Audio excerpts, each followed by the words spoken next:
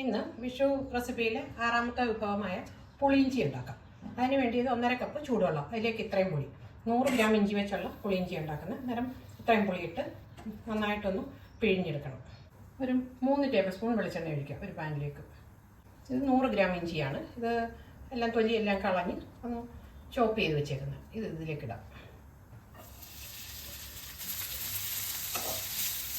അതിലേക്ക് കുറച്ച് കറിവേപ്പില, പിന്നെ ഇതൊരു 10 ചെറിയുള്ളി അരിഞ്ഞതും 2 പച്ചമുളക്. ഇത് മൂത്തിട്ടുണ്ട്. ഇതിലേക്ക് ഇനി പൊടികളൊക്കെ ചേർക്കാം.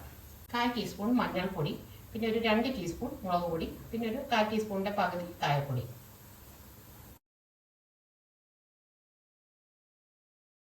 അതിലേക്ക് ഈ പുളിവെള്ളം ഒഴിക്കാം. പുളി പിഴിഞ്ഞ് അരിച്ച് വെച്ചേക്കുന്നു അതൊഴിക്കാം.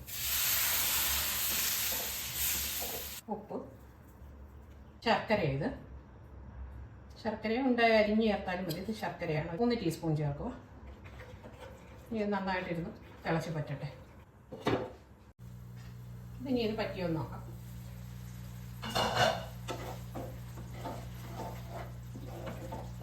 ഇനി ഇത് ഓഫാക്കാം.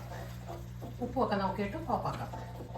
അടച്ചു വെച്ച് ഇനി ഒരു അരമണിക്കൂർ കഴിയുമ്പോൾ എടുക്കാം.